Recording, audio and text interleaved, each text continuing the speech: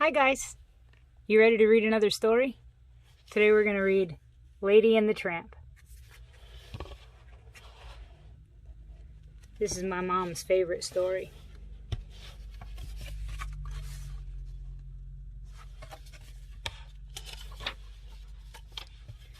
Lady was a lucky little cocker spaniel. She had everything a dog could want. Her beloved owners, Jim Dear and Darling, had pampered her since puppyhood. They gave her the tastiest tidbits to eat and the softest bed to sleep in, and they showered her with affection.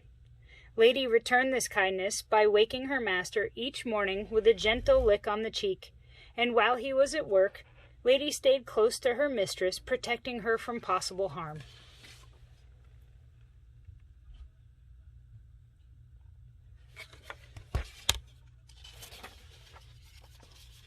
But one day, everything changed. As Lady told her friends, Trusty and Jacques, Darling now seemed more interested in the tiny sweater she was knitting than in her faithful friend. Lady's pals quickly put two and two together and figured out that Darling was going to have a baby. "Babies are mighty sweet," Trusty the bloodhound said. "And very, very soft," Jacques the Scotty added. "Why, a wee babe is nothing but a bundle of trouble," an unfamiliar voice chimed in. The voice belonged to a scruffy stranger named Tramp. Though Tramp had no family of his own, he seemed to know quite a lot about babies, and none of it was good. "Take it from me, Pigeon," Tramp told Lady. "A human heart has only so much room for love and affection. When a baby moves in, the dog moves out."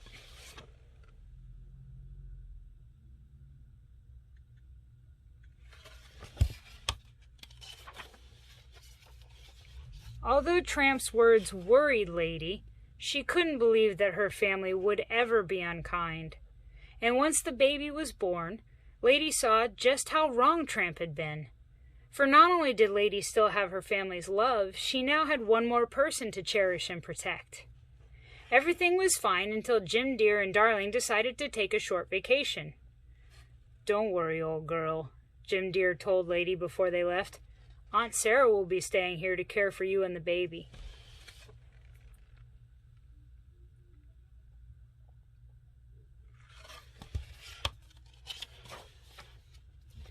But Aunt Sarah soon made it clear that she did not like dogs at all. To make matters worse, she had brought her two nasty cats along. Lady watched helplessly as they wrecked the living room and terrorized the goldfish and the bird. When the cats headed upstairs, however, Lady sprang into action. She raced ahead to stop them from entering the nursery. The nasty creatures tried to run by her, but Lady stopped them in their tracks with a threatening growl.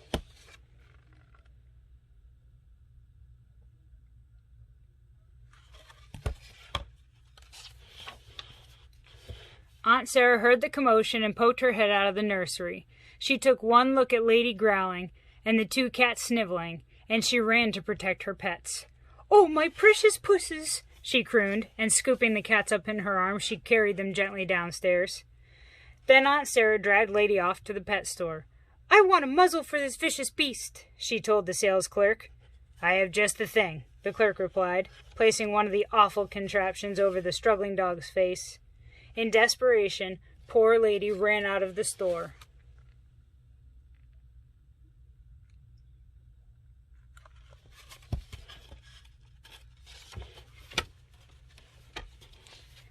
Outside, a pack of stray dogs began to chase her. Horns blared and tires screeched as Lady raced blindly through the streets, across the railroad tracks, and into a strange, scary part of town. Her heart pounding, Lady ran on with the strays yapping at her heels.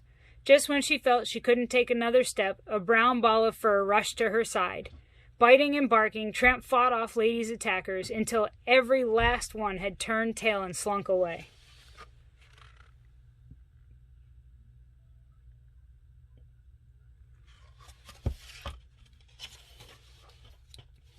Tramp helped Lady remove the hateful muzzle, and then she told him her tale of woe. "Poor Pidge," he said when she had finished her story. "You sure have had a terrible day. What you need is a night out on the town to cheer you up. Tramp led Lady to a quaint little Italian restaurant. They shared a delicious plate of spaghetti and meatballs while musicians serenaded them with a romantic tune.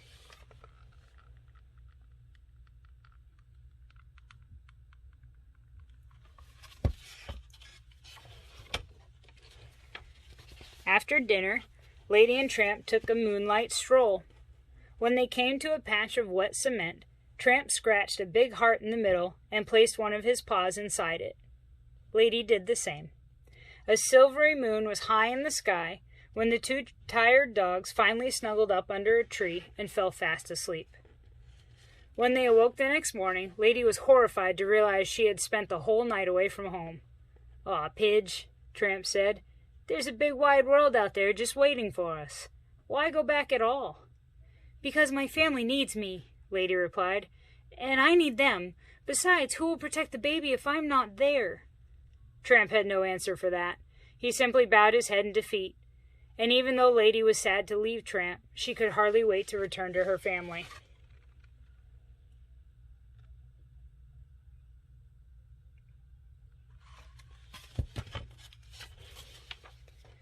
But when Lady got home, an angry Aunt Sarah was waiting for her. "I have a special place for you now," Aunt Sarah snapped as she led Lady to a doghouse in the backyard. "This should keep you out of trouble," she said, chaining Lady to a stake in the ground. That night, Lady was moping around the yard when a big gray rat scurried out of the woodpile, scampered up the porch railing, and darted into an upstairs window. "That's the baby's room!" Lady cried. She dashed forward, but was jerked to a painful halt by her chain. Lady barked frantically to attract Aunt Sarah's attention.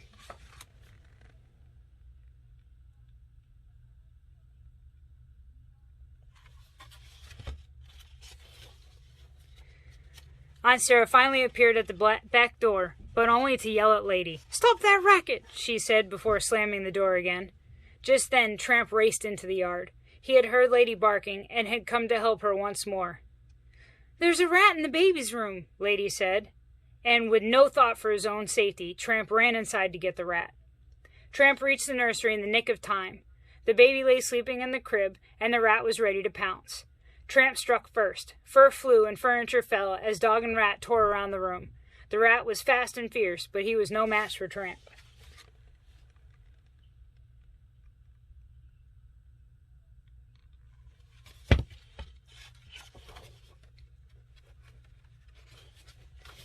By the time Aunt Sarah burst in, there was no sign of the rat, just Tramp and the topsy-turvy room. Aunt Sarah thought that Tramp had been after the baby, and she quickly called the dog catcher. "Don't you come back, you vicious brute," Aunt Sarah warned as Tramp was carried off to the pound.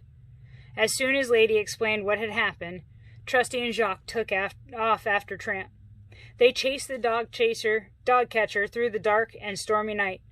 When a taxi appeared out of the fog, the dog catcher's horses reared up and his wagon toppled over. Jim Dear and Darling were in the taxi. They had come home and discovered the rat. It was clear then that Tramp had been protecting the baby, and they went after him. He was a true hero.